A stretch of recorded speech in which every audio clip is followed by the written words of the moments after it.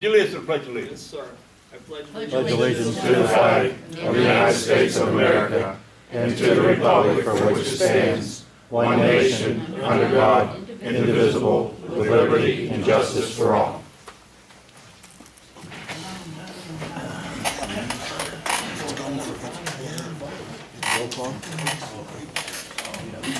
Roll call. Okay, roll call. Councilman Ballas. Present. Councilman Shields. Here. Councilman Rodian. Here. Councilman Brennan. Here. Councilman Falls. Here. Councilman Ingalls. Here. President Lloyd's absent. We have a quorum. Thank you for coming, folks. This is our regular Munhall Borough Workshop meeting, the second Wednesday of every month, and we announced that at this particular meeting, we did invite the Munhall Borough Planning Commission. Some of the members are here, as well as some folks from the community as well. As you can see from the agenda, the main focus this evening is a presentation by the development team for the William Knight Memorial Field improvements. We have with us, as you can see, Joe Ducar, Executive Director of the William Campbell Education Foundation, Dan Dizeroff, Executive Vice President of Gateway Engineers, is taking the lead on this particular project, as well as James Sauer, President of J.T. Sauer and Associates, the landscape architect, also being retained. There has been a number of events and activities that have occurred since this team has given a preliminary review with council a few weeks ago. There have been a number of people out and about checking the site, checking electricity, the lights, so on and so forth. So this evening, we've invited the team to give us a formal presentation, give us an up-to-date of where we are on this particular process. And following their presentation, if there is, of course, any questions from council, or the Planning Commission, or the public, we will certainly entertain that. So to start off, I'd like to introduce Joe Ducar, and Joe will introduce his part of his team after his remarks. Hi, pretty proud and quite honored to be presenting this to you guys. It's going to be a job that's going to be lengthy and quite a bit of work. Our team right now that we have started, we put a lot of time into this already, and I'm going to let you, I want to thank you for it, obviously up to the council and everybody for being able to put this together. One of our, I wanted to get this going, moving along, because thanks to Bill Campbell, we're able to pull this off and put it together. In the past 18 months, he's had some bad feelings, ill, sick, and a few other things. So looks like he's doing pretty good right now. We just wanted to make sure that he had some time, a few years that he could enjoy this and coming in and doing this. That's why we kind of put a little push on it to get it started now. Figured that somebody was going to be left out on using the field. Probably wasn't a good idea on my part.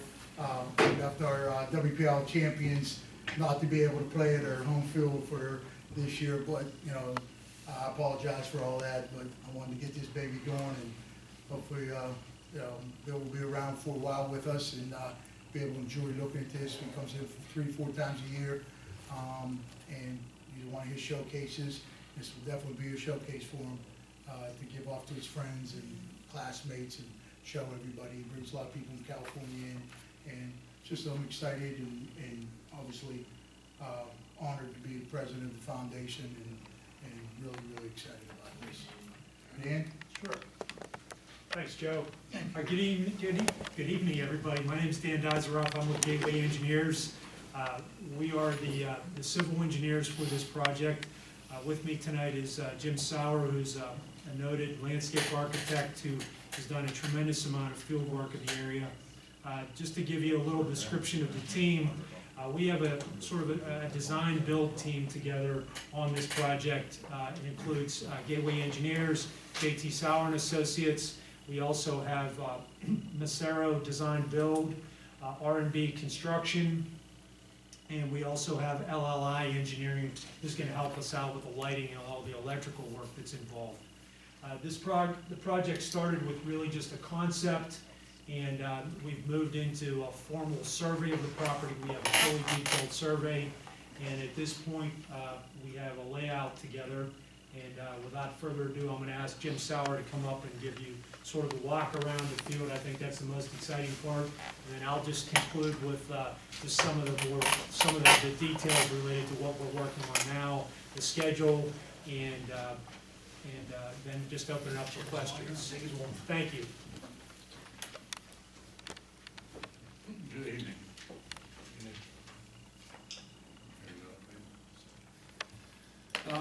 Thank you for being here tonight. My name is Jim Sauer, again with JT Sauer and Associates, and my company, we specialize in sports and recreation.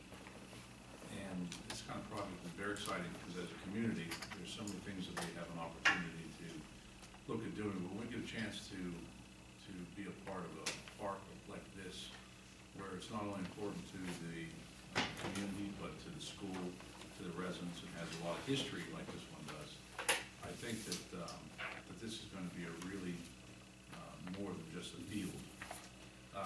So to give you kind of a background, obviously we all know the history of this field. So when we started to look at this, our goal was to not only just look at a renovation, but how to keep the spirit of what was there, and also to enhance it, to bring it up to code and standards. You hear about that, but also to allow this place to be a place for community gathering. We not only just look at the field itself, but how we access the field, how we walk around the site, and how it interacts with us.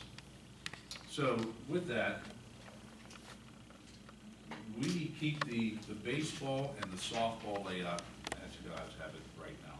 That's the best possible layout. But with that, what we decided to do is we branch upon that.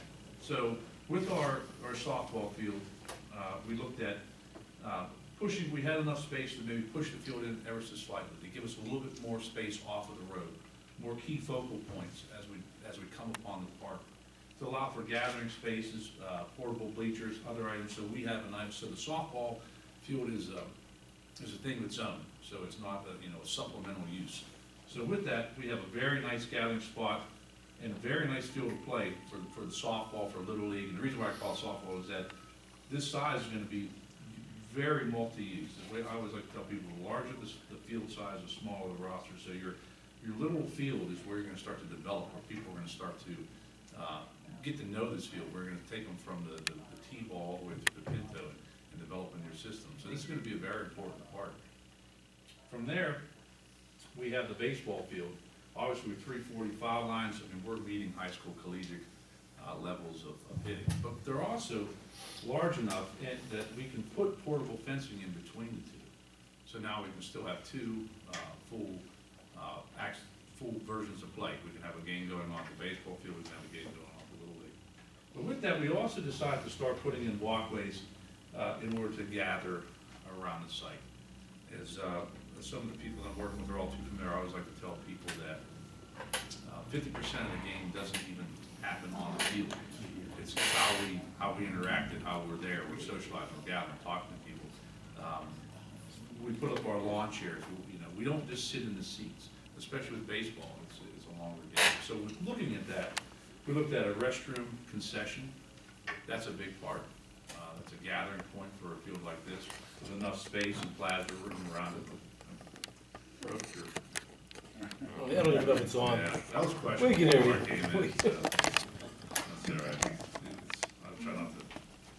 Anyhow, we have we have our restroom concession, so that's gonna be a hub. You're gonna have a lot of people after all the games, that's where they're gonna congregate. But also for your larger games, as we come through, utilizing that. We looked at using the memorial area as one of the main entrances. So now we just take that and we highlight upon that. We look at a ticket booth, come through, the memorial is one of the gateways that we have into the park. So that also puts a name on the field. It gives us a sense of history and allows us to be why it's William Knight Memorial Park. We move through in here, we go into the grandstand system. The grandstand system, we sat back and we started to run numbers and we started to look at who's going to come here and how many people are going to look at it. And our goal with the grandstands was to develop the look and feel of being actively used. In other words, we don't want to have too many grandstands, where it always looks like we're just little speckles in a small crowd. We don't want to have not enough. So with this design, after multiple of our meetings, we came up with about 800 and some person seating capacity. So on a standard event, the people are going to spread out. It'll look very crowded. You could have 300 in there, and it'll still look huge. You could have 500 people off using 8. But also with that, it goes hand in hand with the use of capabilities. So with those numbers, that directly influences our restroom counts and everything. So with this number and this grandstand design, it keeps the look and feel of what we had before, but it also brings it more, as we were just talking about the PNC Park compared to the Heinz Field style, where it makes it a little bit more intimate, brings the fans closer to the field, and it gives us a sense of crowd, which we always like. From here, we still hold the walkways and ramps across the top, so we still have all that gathering point. So not only do the seats are going to be a place to watch the game, but we can watch it from above, from the walkways. We can watch it from below, from all the walkways, and we have a way to just kind of move around the stadium during the whole field of play, during the whole game. And with that, we put in the middle will be inlaid and tufted, which means nothing to anyone, but that's a terminology in which the turf will be, the lines will be permanent. So once we have the soccer field and the football field, we'll be able to play the games, and you won't have to come out and spray paint them anymore. They'll be ready to go. And in conclusion, we put the warning track around the entire site. But what the warning track is, if you come up close enough and take a look, we also line the warning track, so with subtle, so it will be an opportunity for a walking track. That's very, very useful. A lot of the parks that we put in, we've done turf walking tracks, and they've been very successful, especially with the older community. It's softer on the knees, and by knowing how long it is, it gets people, you'll start to see a lot of people, even not during game times, utilizing that. So now all of a sudden, we're starting to work into more into community use. So now just beyond games, we also bring that aspect into communal use as well for exercise. And then finally, with the basketball court, we bring the basketball court front and center. It would have its own fence system, so be able to access even if you want to close the park down. And it brings it right out, so it's a use that brings more people to the park, but also it's front and center, so it's not going to take away from or distract from any of the baseball games. But all in all, I think that the team is really the thank. I think with Duke and everybody that's been involved, the overall design brings in the school, it brings in the community, it brings in various different age groups, and allows your field to have a good amount of use at it throughout the day and throughout the season. So that's about it. If there's any questions. Yeah, just about a real quick comment. Yeah, the stands that are, they're right here around the back and third baseline, first baseline, this is 5 feet higher, correct, Jim? Yes. Than what it is now. So this is major watching. You know, you're right on top of it. The dugouts are dug down inside. They're up a little bit more, but it's as Jim was speaking before, there's an eye level from coaches and players. There's this special kind of where you're at, and you can see right at, and they got all this, calculated in. So it's kind of something I really never really thought of, would have thought of, and a great thing that Jim brings to us with this.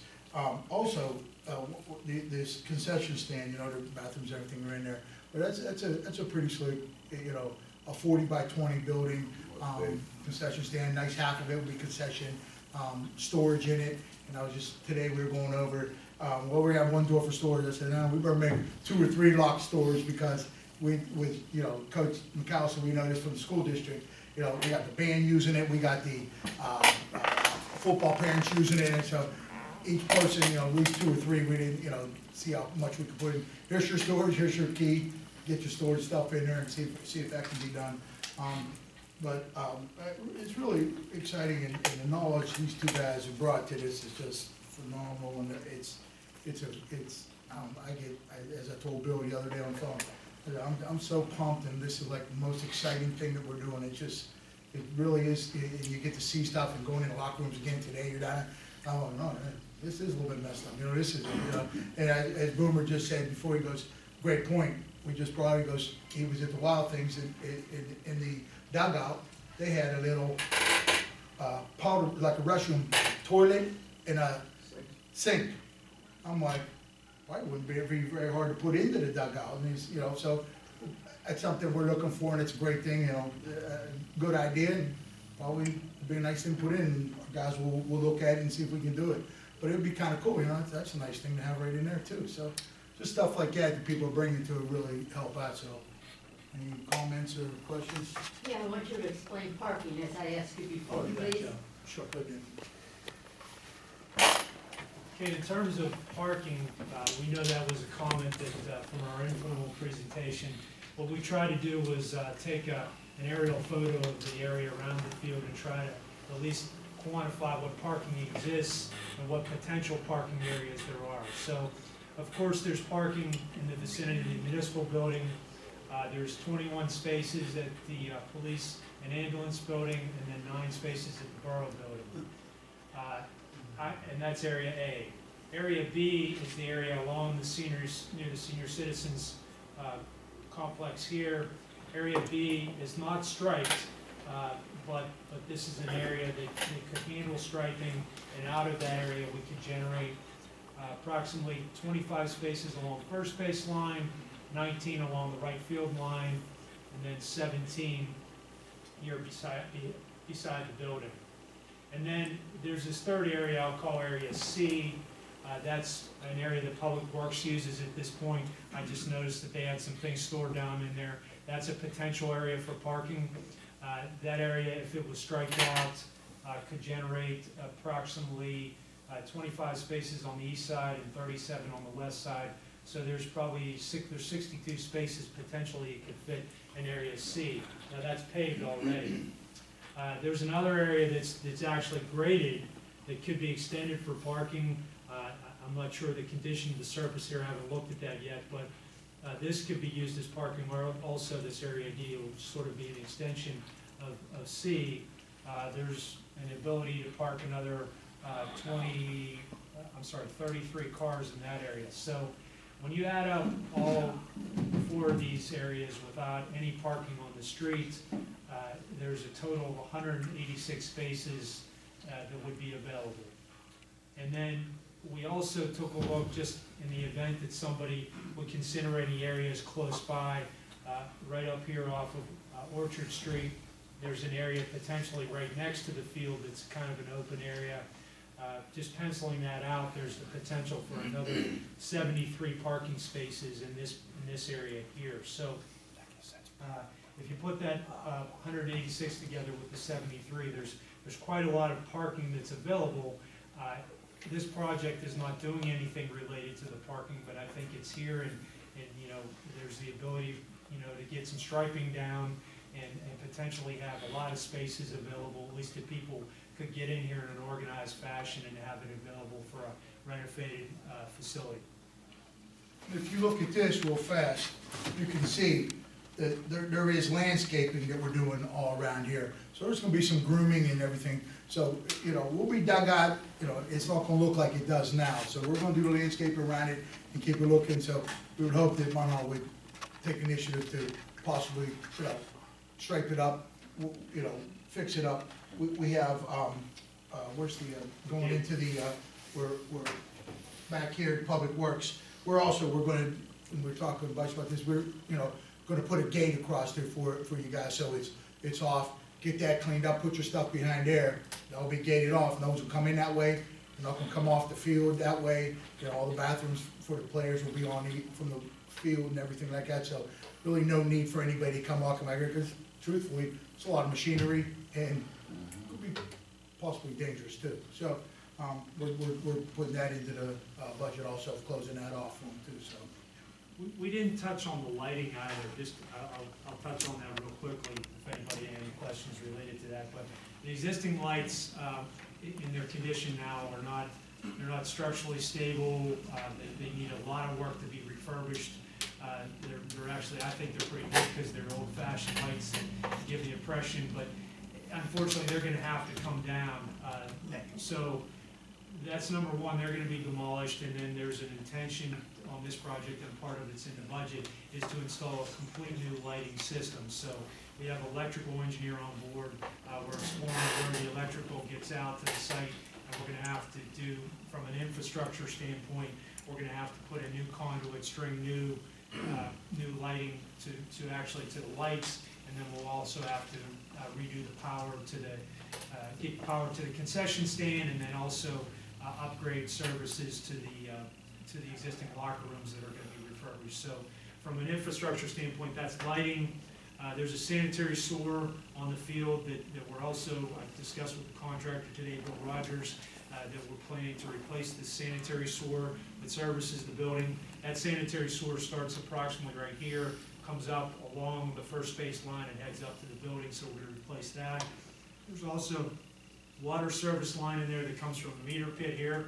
We're gonna take that water service and we're going to replace that water line also. So the project would include any infrastructure that's under the field will be replaced. So, you know, in the event the turf goes down, then nothing has to be dug up in the future or any problems with that. So we also understand that there may be a stormwater line that runs underneath the field. I talked to Bill about that this afternoon.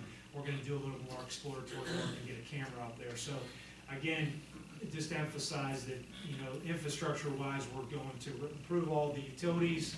And then these grandstands that were mentioned, that JT mentioned, essentially the grandstands, we're gonna be taking out part of what's there right now, and then we're gonna be putting new grandstands on top of existing grandstands.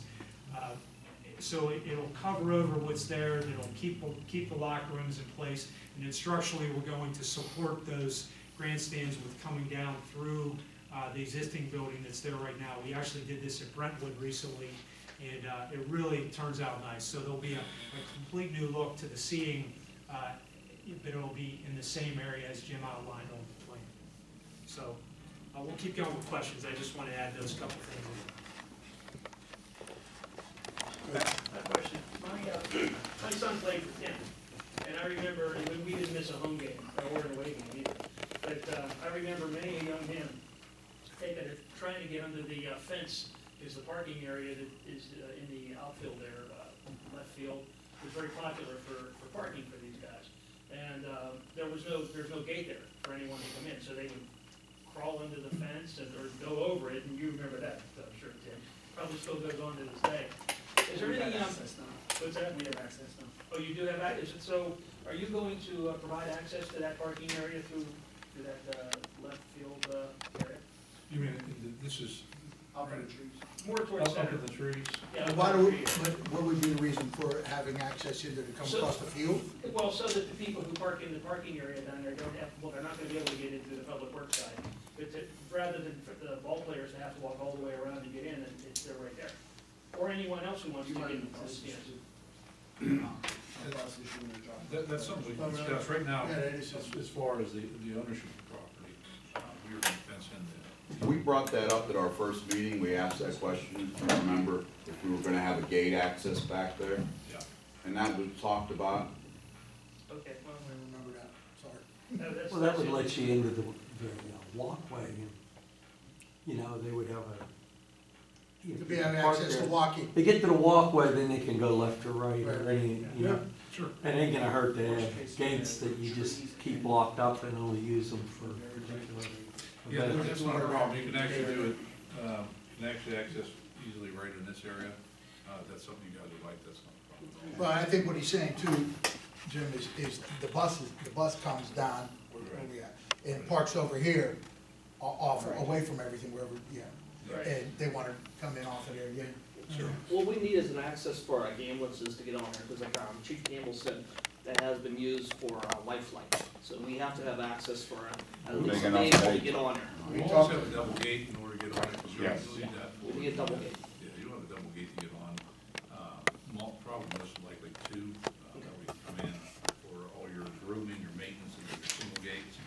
But yeah, as we get further on, we'll work to those locations. Yeah, you mentioned briefly about the locker rooms. Are we gonna use the existing ones? I know that was a question, you know, in the beginning. Yeah, you are going to refurbish the existing ones because they are in pretty bad shape. Yeah, that's the plans right now. Half the Okay. team is exploring through that building and looking at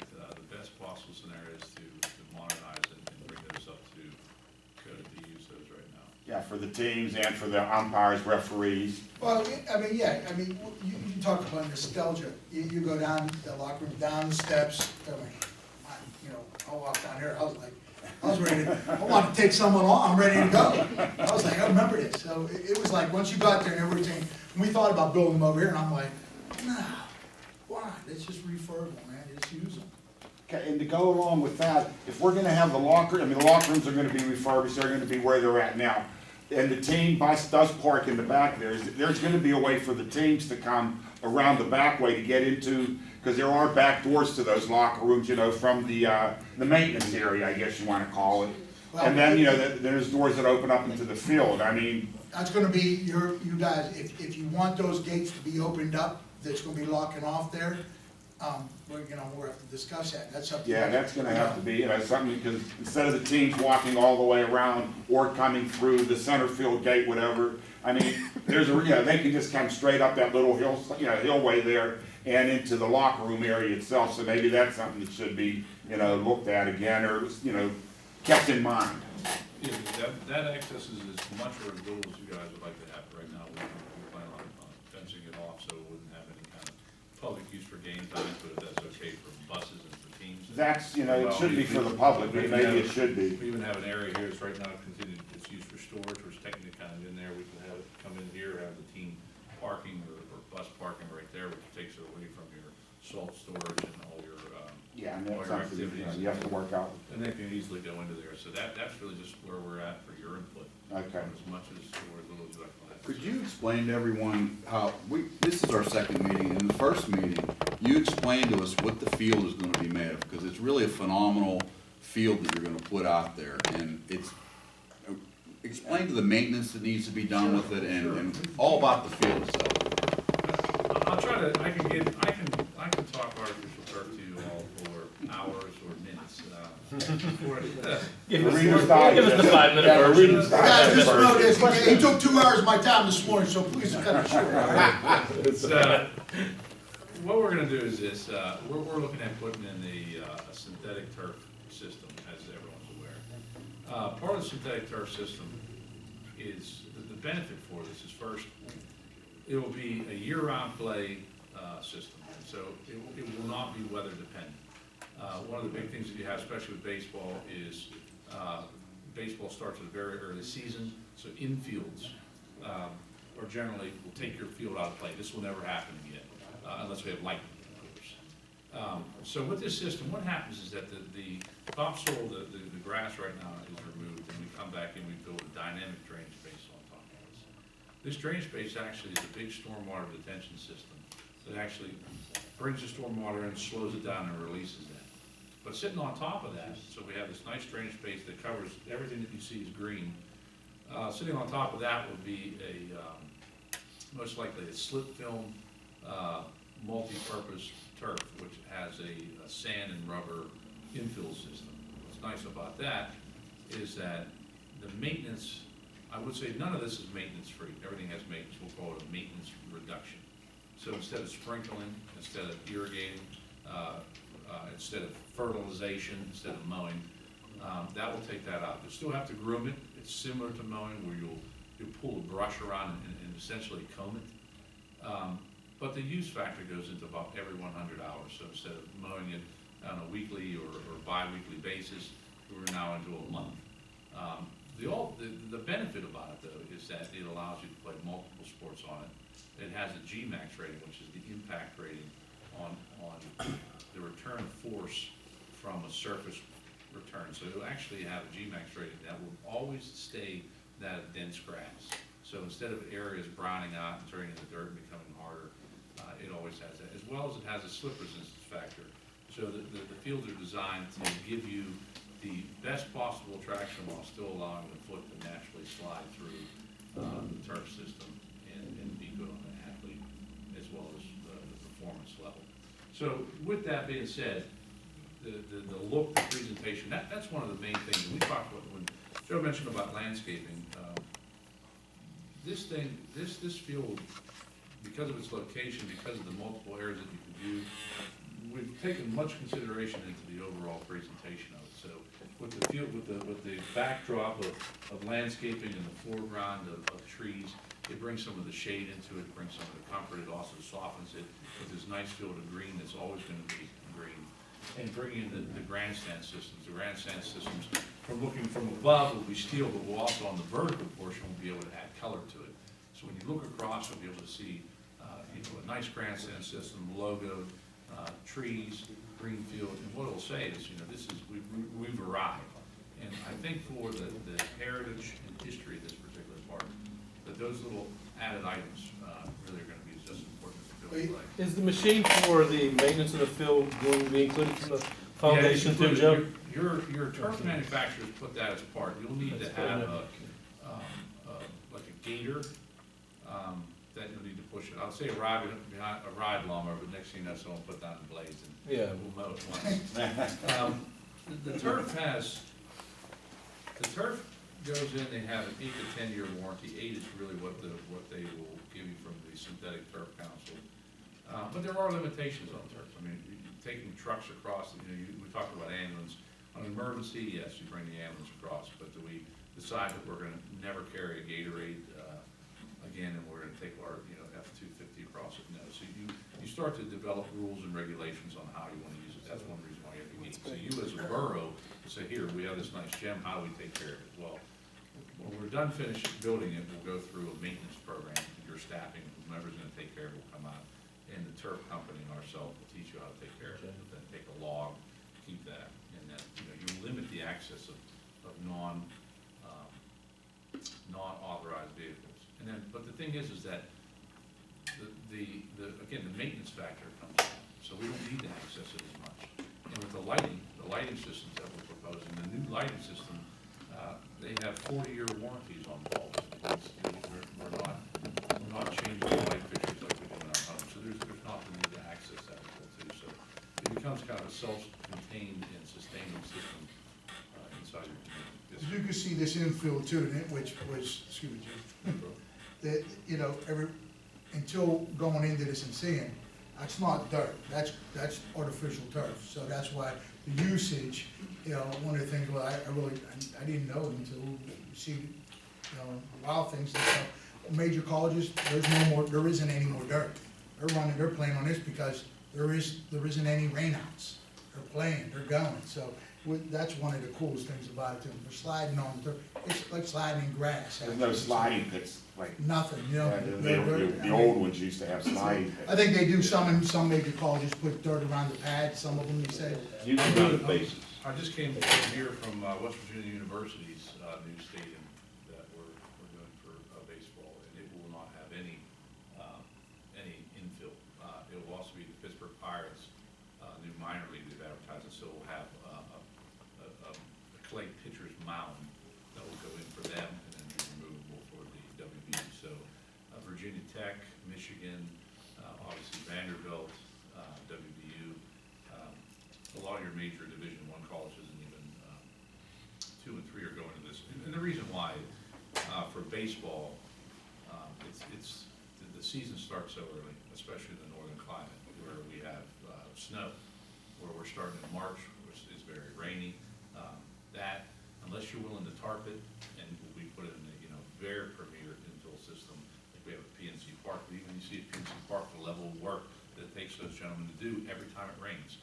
That's using a system from slippery rock, that's from natural sands, but it requires a tremendous amount of use. So for this, the one thing, when you look at this drawing, you think, well, we have, like a traditional baseball field, we have limited use areas for green. So if we're gonna practice soccer, we can only practice soccer on the green areas. But since it's gonna be all synthetic turf, then if you decide to run a soccer camp, you can cone the entire area. So even if it is infield, that besides where the pitcher's mound's at, you can still play on it and use it exactly the same way as if it was green, red, orange, or brown. So that's something that also looked at as its entire system. Yes, sir. Hey, I just have a few questions about, let me start with will it have scoreboards available in the Yeah, fields? we had a scoreboard will be proposed on the far outfield, so that'll be able to supplement softball or Little League, as well as the baseball and the soccer. With portable, or wireless it Well, not- right up here it's is all the- wireless? Right up here, there's a portable, that drops in, press box. That's what I was gonna So, ask you next. and So you're everything gonna will be run replace to that. Are you gonna have a speaker system then, that's gonna cover the whole complex?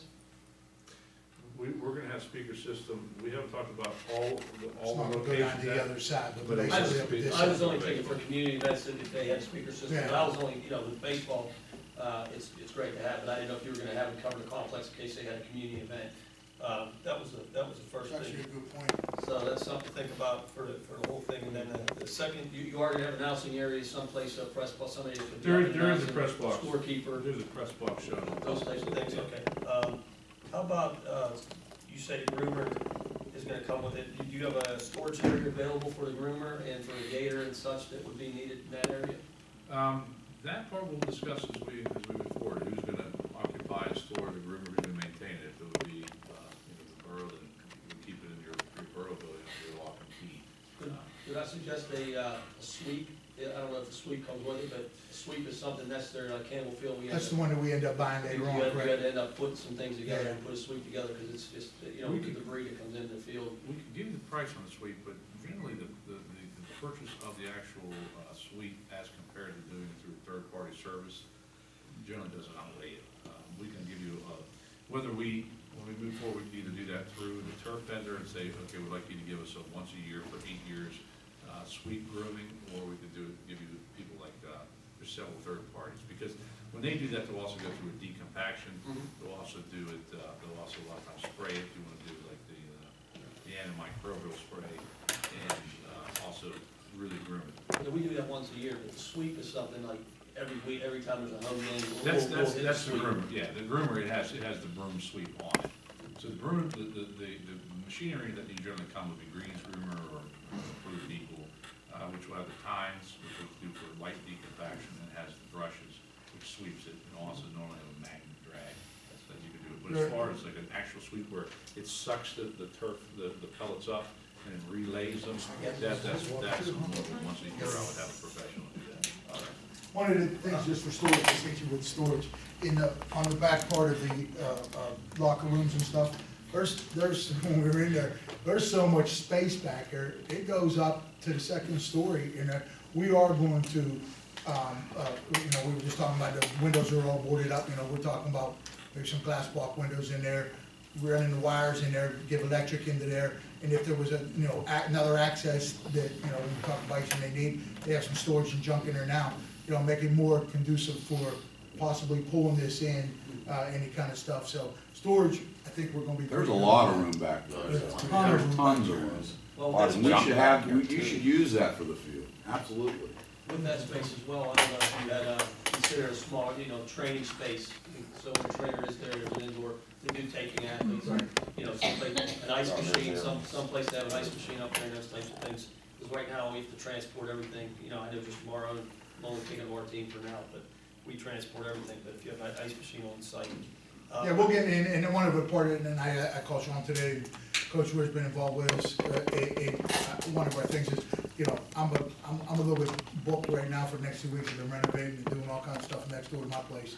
But where I'm gonna get together, with some more school and get some more, ideas and bring the coaches in, or baseball, softball, or soccer, girls and boys, see if we're making sure that we're hitting on all cylinders on this. And What do you do with mounds? I'm not sure what that covers, because with the mound, we need a mound for high school. take it in and out. Is it gonna be a portable mound? Okay. Yeah, we can, as we get further on, we'll discuss the present cost. Also, we do have a portable fence too this time, that it will be pulled out, and you'll run the fence around have what it is for the high school team. You know what, I think the one we discussed was, I don't know if Dan or Jim, was it Mount Lebanon's, the one they just did at Mount Lebanon's type? No, wheels. No, it's a wheel. Wheels. Wheels. Yeah, we didn't want it, you have to pull those up and put them in, I was, I've seen, I worked at Coastal Carolina Showcase this year, and I saw the field was get severely hurt. with the stick ones in, Like the fence goes down, there's legs on the yeah, side. I didn't, it's, It looked very dangerous. How about, They kick backwards. yeah, okay. how about goals, Joe, for posts for the football side of things? What would you do for field goal posts? We were thinking, obviously, the usage of this is in the midget football and there isn't any field goals. So, but we discussed and put it on, we're going over top of it, we will have them bolted, the cement in, that in some time, if this turns into a high school need, we'll have them, that they'll be able to be replaced. Poles, the cement, you have to cement them all the way down, they're all there, everything's there. And all you gotta do is get the poles, put them in and do it, because the mechanism for the poles, you gotta take them down. You know, it's a tough, you know, that's a heavy and everything, and the mechanism costs a ton of money. I mean, we've got backhoes and stuff, but if you wanna run your backhoe up on this field all the time, taking those off, you're doing, you know, you're doing some damage and stuff, so, if that ever comes, the opportunity will be there to put pole posts in, if need be. Can I, comment, please? First of all, I just wanna say, you know, for as far as the lights goes, I'm delighted. We're trying to get something done for about 25 years with, those stanchions, and that to me is wonderful. Number two. So if we just put new lights in, we're good? No, do what you do. Save a few million. There are a few million. But I'm delighted that that's finally gonna lay.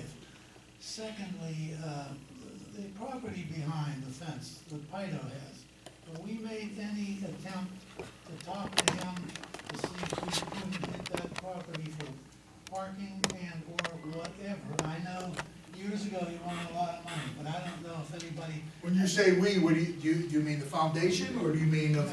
I talked about the borough way Oh, back oh. then, Joe, and I tried to, you know, he asked for a lot of money, and I told the guys about it, and they just thought, but to me, common sense, if we can get that fence down and open that area, I believe, even as far as moving another entrance and exit goes, you know, towards that area, I'd like to follow up on that, I'd like, you know, maybe to send a letter and ask him, you know, just what it would take to get it. Now, the last option, which, I guess ain't gonna make me too popular, the conversion from football, baseball to football, that is permanent, isn't it, the way that football field is laid out? It's gonna be there permanently, and you have no other options, because to me, the baseball field, you know, with that, it's my thinking. And I had 40 years of it, so it just detracts. And I know what you're saying about permanent ties. Thank you. And isn't there any other way that we can make the baseball field look like a baseball field and the football field look like a football field when the time comes? The only option is to go with temporary painting. What generally happens with temporary painting, if you go that route, is if you're not diligent about spray painting, power washing off with temporary painting, you just have very lackluster lines that are permanent, that just don't look very nice. The problem is with soccer, a lot of the other sports, you can have difference of colors. Generally, when it comes to football, white line is the code through the high school NCAA. So football, white line, it doesn't change. You can see the fields turn blue, like in Boise, white lines. You see them in red, like some of the ones in Louisville, white lines. Black, like Under Armour was put in, it's horrible, white lines. So when we go to soccer, there's in lacrosse, you'll start to see other colors which will soften that. What are we doing to blacks? What are we doing to powder blues? But with football, if you're gonna play football there, then football comes with the striping. And so I guess to answer your question, you could go with temporary paint, which would require you to measure and stripe it as you would a natural grass field, of which you could be spray painted off. But somebody has to do that each time. Power washed off and spray painted on, it's a lot of Spray painted maintenance. I understand completely, but it's just that, well, there's the coach there, and I mean, don't forget they play baseball from basically April till September and softball and all that. And to go out there and see them playing, it's just, something about it just don't grab me. It's because you're old time, I am. you're old school. I am all the time, and that, you know, Tim, or Mr. Richards could probably shed some light on that. What do you think, Coach? The project's pretty outstanding. See, the only problem is that the soccer people use it just as much as the baseball team. I know just from the office being there, That's they easy. used it, they used it Something's a ton. easy, that's no problem. Right. You're looking at an overview. That's what you're looking at now. Yeah. When it's designed this way, you ain't gonna see it that much. Yeah, it's gonna. I mean, I get it, like nostalgically, yes, I wouldn't want a soccer Good field, or a point, baseball Harv. field either. Looking down at it, It you're gonna does see give it. it This more way, you're not gonna purpose see it. and a reason for others to use it. I realize that's just On a really special day, paint the white lines green, and I'll wash it off. There you go. There we go. There you go. For the once or twice that there might be a special event, You ain't gonna see you it. know, Nah. you know, that, Once you're And as far as soccer goes. that field's gonna be accessible to probably Well, that's a my lot of opinion, college I'm sticking teams. to and- it. All right. And I'll tell you, something else, to me, it's such a lovely stadium, William W. Knight Stadium, but I love it. That's the only negative to me. Thank you. I think Sean McAllister wasn't done. I just had a couple more jokes, just on that, I know we do a lot of baseball during baseball season, is there anything being done to prevent the baseballs from going over the back? Because we lose dozens and dozens of baseballs back there. Right now, we have, the design would be a sports netting, so it'll be, because it'll be collegiate level sports netting, which will stop, any kind of balls which will hit the stands, will stop a good portion of your pop-ups. But, you know, the ones, there's, except for putting an overhang on it, which takes the level of play down, unless that's something you guys want, but generally, when you get in a higher level play, you don't have an overhang like you do in like a municipal park, like, even though this is a municipal park, so if you hit a 50-foot high straight up and down pop-up, yeah, but you're generally your ones that are gonna discharge left and right, it'll be caught up in the sports. Yeah, most of the ones we lose go back over that hillside. I don't know if there's anything you could do at the top of your bleacher system that's gonna catch those. Right now, the projection, again, you're out, we have you at 55 feet. 40 feet, I generally think is min, 70 feet is where we like to see it, so you're right kind of in the middle of that 55. The sports netting, I believe the average, I think we have the height looking at 40 or 50 feet, depending on the poles. I mean, it's gonna be pretty tall, so most of your balls off that standard trajectory. That doesn't mean that all of them will. You'll still, if they clear, they're gonna clear the grandstands. They're gonna go all right across the back. So I'll buy you guys some baseballs. Well, from home plate to I'll the, put Duke on. from home plate to the wall back there, how far is it gonna be? Yeah, it's plus or minus in the 50, I mean, between that's- 45. We're still in the process of putting all of the grandstands together. At the moment, shown is 55 feet, but we'll be somewhere, I'll say, we don't plan on being less than 40. You know, the distance? It's 25 right now. Oh, yeah. It's 25. Yeah, it's pretty So- Yeah, that should be, So it that used to be should actually 60. Yeah. and I then think that 5. netting also goes up, 30 feet? Yeah, Yeah, 30 to that'll 50, help. so it's We should be pretty good. good. Mr. Sardi, you're talking about having netting above the backstop, not netting above the top of the Yeah, grandstand. but what happens is that the netting takes the place of the backstop. So we have the railings on the fence, and then you have your sports netting, which protrudes in front of that. And you said that the grandstand would be 5 feet higher than it currently is? Actually, the grandstand right now is only about 3 feet. I think the elevation that we have projected right now is between 6 to 8 feet on the first level railing. So what happens is that, depending on how we do the dugout, first, in order to have the structural steel sit over top of the veneer, we have to bring it up. But also, if you're doing rear-looking baseball, unless it's like PNC Park where you have certain sections and you put people on top of the actual dugouts, and dugouts are pretty far back. We'd like to elevate the first row, that way to make sure that the dugouts are not interfering with the field of play.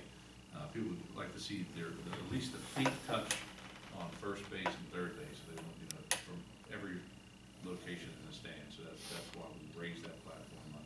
We'll have ADA seating in the front of it, so we have a ramp that'll come up, we'll put the ADA spectators in the front, and from there we'll rise up to the elevation it is right now, which is about 1007 in the elevation.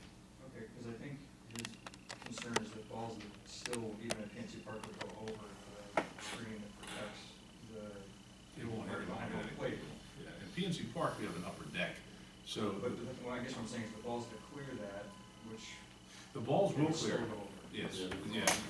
What you look at, if you look at either a bucket of, $25 bucket of balls, or you look at reducing down the play of the game. If we can tuck the home plate close to the sports netting and less balls will go over it, or we can put a caged overhang and no balls will go over it. But generally what happens is if you're taking the catcher out of the game, so by doing that, your netting goes straight up, and it is designed to stop all the balls from hitting any kind of spectator, but any kind of rear pop that's gonna go straight up will still have an opportunity to go over almost any sports game, unless we put it in, in the level like 70 feet in height, which is cost prohibitive. So, are the concrete bleachers that are currently there gonna be gone from there, or you're saying your stuff is gonna be built on that, you're gonna use that as a surface to that? No, we're gonna be,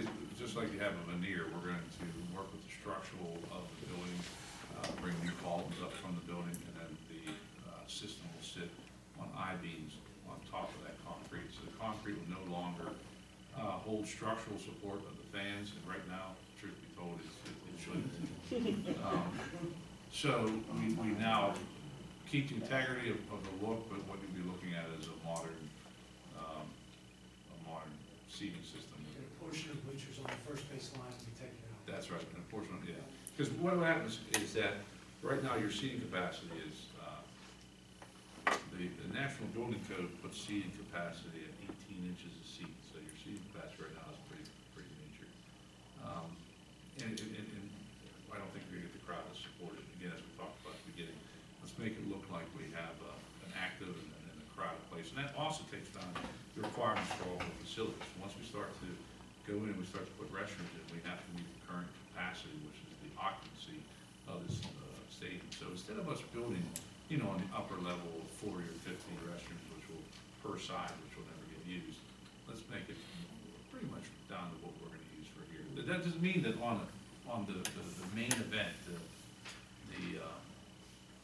big playoff game, that you won't have more people. But that's why we have all the plazas and all the spaces, because especially with baseball, people aren't necessarily confined to their seats. You'll see is the dads will stand all across the top on that walkway and talk. You'll have all the teenage girls running around the bottom. You're going to have all these different kind of use factors. And that's one thing that right now, not necessarily we had, and we're trying to make sure that we bring that back into this design. I may have missed it, Jim. What did you say our capacity is going to be? You think? Well, the capacity, the seating capacity, we were looking between 700 and 800 people. Okay. What's the lifespan of the turf? How long does it last? Lifespan of the turf depends. You're looking at a multi-purpose field, so you're gonna bang it up the mess.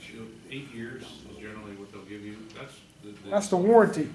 That's the warranty. I'm gonna still say 8 years. They're not gonna last less than 8 years. We're looking at using a slit film. Again, I can get into hours for that, but if in the turf industry, the durable turf is a slit film. It's kind of the workhorse. So you're looking maybe to replace this turf in 10 to 12 years? You can, sorry about that. Artificial turf, I would say for the first 4 years, if you decide to just abuse it, don't do anything with it, it generally holds up. Once you get past 4 years, if you guys decide to never, ever maintain it and don't do any grooming, then you'll start to see your lifespan of your turf definitely degrade and have to be replaced at the 8-year mark for sure. Example of that, Shinley Oval. Wonderful turf field. The groomer is still in the bubble paper in the locker room. So now we're sitting at 8 years and it's met its lifespan.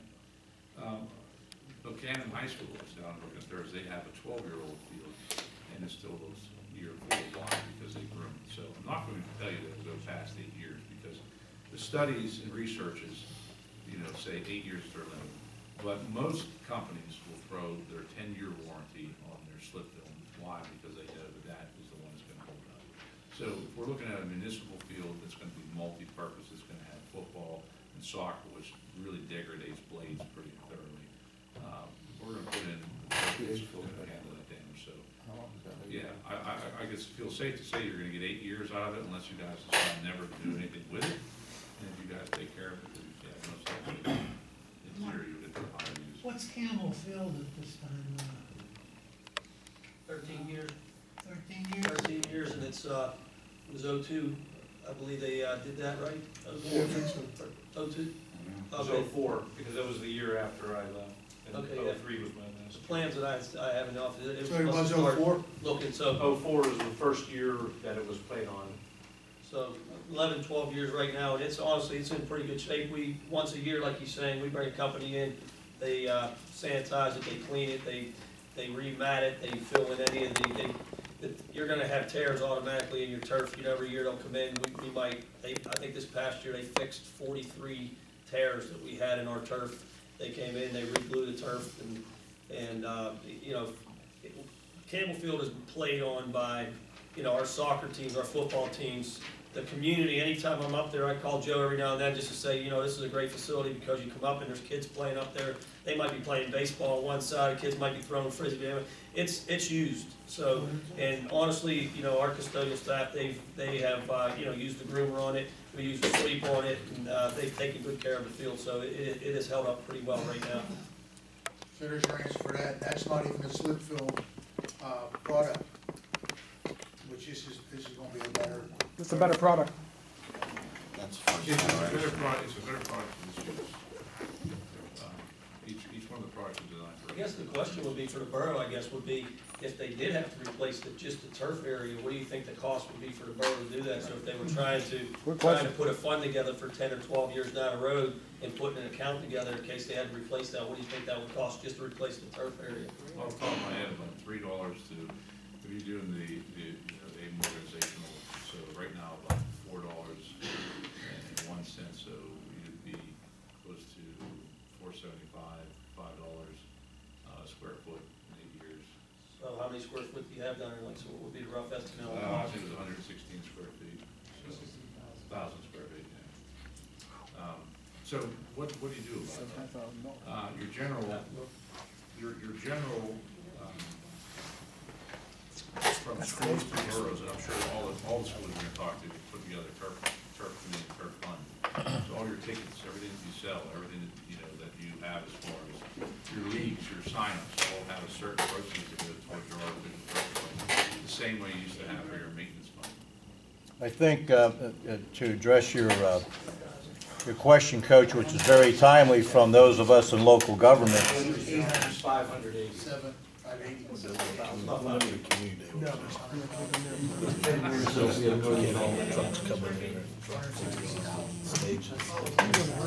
I am going to address this again, that in the comment by the coach, this summer we're going to be embarking on every 5 years a capital improvement and funding program for the borough, which not only includes recreation areas, but also the roads, the sewers, this building, et cetera. We're going to have a study done this summer for that to help us project in the future what our capital costs will be and the needs for that. And certainly, this is going to be one. Part and parcel with that, council has decided to form a park and recreation board, not a committee, but a board that will have certain powers, will be accountable to council, and I foresee that that board will have the full responsibility for the facilities as well as the programming on every park and recreation facility in the borough of Munhall. So things are going to be falling into place, at least hopefully by the end of the summer, which gets me to segue into my question of the team. What's your construction schedule? Essentially, right now, our plan is to have design drawings done by the first week of March. So at that time, we'll submit for the permit that's required for the field. There is an NPDS permit that is required for the discharge of the stormwater. We didn't discuss the stormwater at all, but this field will also include stormwater management on it to deal with any increase in runoff related to the installation of the turf. But we'll submit the permit at that time. We anticipate that permit taking about 60 to 90 days to get in. But since this is a design-build project, there'll be other things going on, such as the demolition that can occur, any of the work that doesn't require moving of the dirt. So there could be work going on in the locker rooms and so forth. So we anticipate some sort of start shortly after the design drawings are submitted and they get the final pricing done, probably April is the goal to get something started. Yeah, I mean, we get some good weather in March and we get everything going. You'll see some banging lights coming down, I can guarantee you, quite quickly. How many months will it take to complete when started? I'd say it's gonna take the full construction season. I just anticipate that by the time, the turf process itself is a few months to get the turf in and do all the work related to that, but there's work on the locker rooms and so forth. So I would say by end of summer, would be a good estimate, given the weather and everything else. Would it hurt to let the baseball team play there this year, since it's not going to start until April, when's the baseball season coming up? Not till May. It's May. The first week in May, what would it hurt to push it back?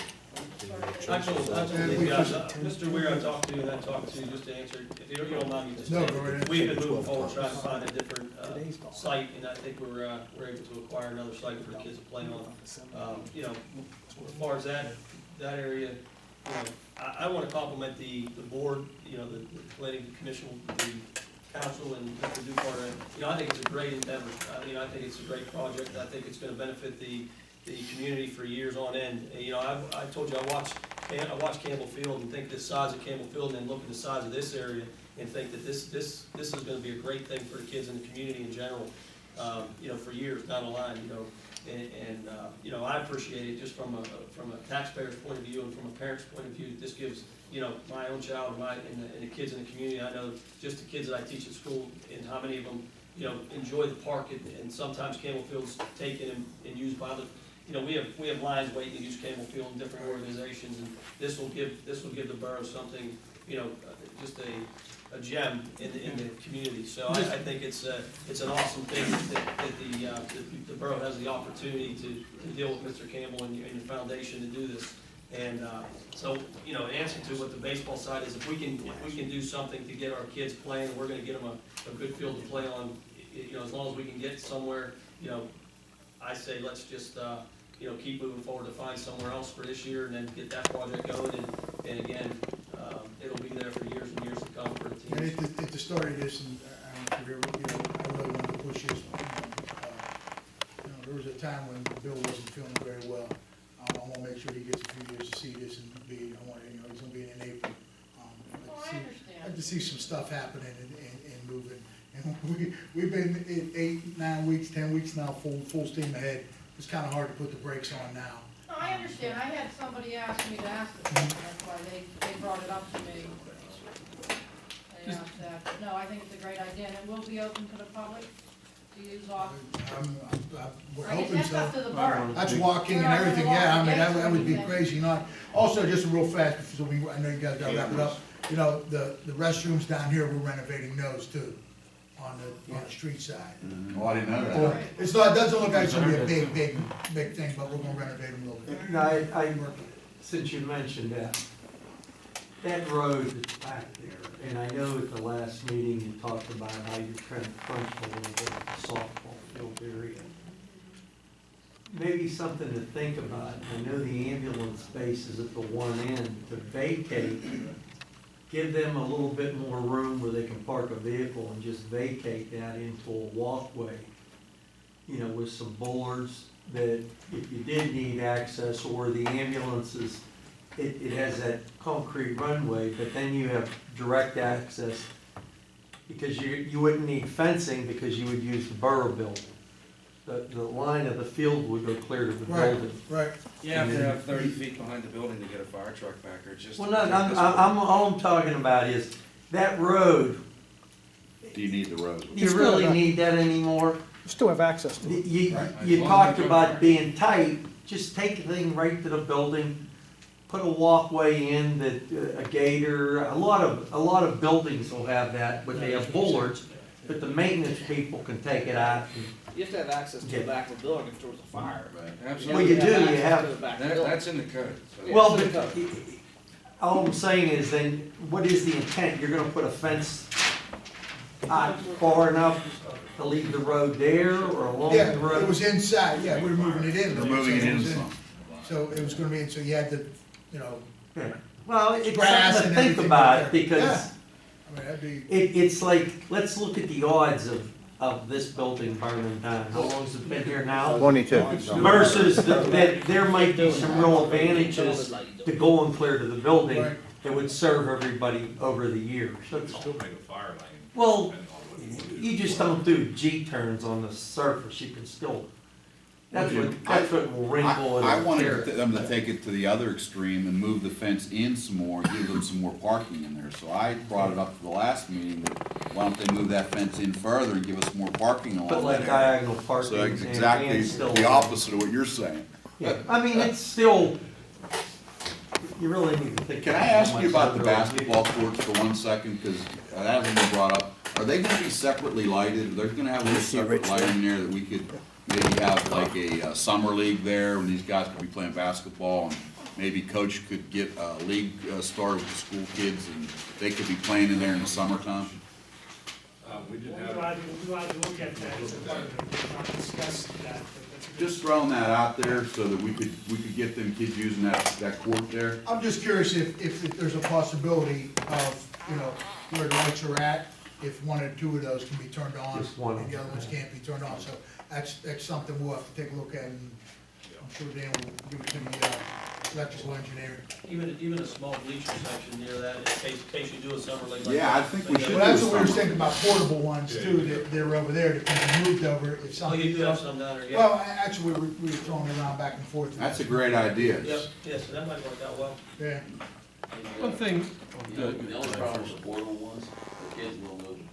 Yeah. Because we have them on 16th Avenue Playground during Project Shockey, and they moved They them to move the hoops to dunk it. I'm against portable ones personally, but if that's what you gotta do, obviously. Maybe you could use the portables, but you could, Put them in the ground. Yeah, you Some can- kind you of, can- some yeah, kind of, put it in, you can then if activate you needed to move I them. ain't grown. then you can take the Or chains something, off, yeah, but you could do that. They will definitely, Yeah, the kids will definitely do that, you're right. Joe, for old steam ahead with this, but one thing, if ever possible, I'd like to see added is, and if there was ever room, probably won't be, is like some type of community center, a small little community center gathering type place where seniors could meet, where sports teams could meet and have a little meeting room for their sign-ups for baseball and for softball and soccer. If there was ever room for something like that, I would really like it, but I don't know, I think this is a gem for the Still Valley area, gem for Munhall. It's something that we're finally gonna have, it's gonna, that will attract young families to this area. It's gonna be a recreation area that is like none others in this valley, so I think it's a great thing. Community center would be ideal behind the fence that Mr. Pite owns, if we could get the property. I think that was in the drawings we seen, 8-10 years ago, remember there was and that's where they were gonna put some type of community center up there. Charlie's drawings from yesterday. Yeah, that was for, Charlie, the batch drawings. That was, for a community center up there, plus the area around there parking, and, I mean, that's what you're talking about, Mayor, that would be great. It would be utilized very much so, and Yeah. not only for the kids, but the seniors too. We need Right. more community centers. I'm tapping out on this one, guys. Okay. Yeah. We're just throwing something out. Just throwing something out, Joe. One quick question, last one. Flagpoles. The flagpole we have now is down in the Memorial Park, if I'm not mistaken, right? That's gonna stay there, or, Yeah, we'll start the flagpole, maybe relocate. That's what I was gonna, Still think, is part of there? that whole entrance, which is the Memorial Gateway entrance into it, so the flagpole would just go there. There, and maybe went out where you're, planning on putting the scoreboard, something, at that area, so it really, the flag's gonna be flying over that area. Change Just a Like suggestion. $20,000 We also have a fire sign, our fire sign's mounted on the pole back there, so you guys saw that are making provisions to remount that. Yeah. We're gonna put it in your house. My wife won't mind. Well, I appreciate your comments and, Sue?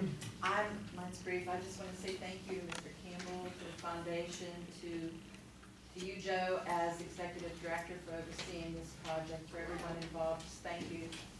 It's fantastic. Thank you, appreciate that. Thank you. thank you very much. Thank you, everybody. Thank you, gentlemen. Council, we're going to take a 15-minute recess. We do have an executive session across the hall, And after that session, we will reconvene back You here. know where to, just so, okay.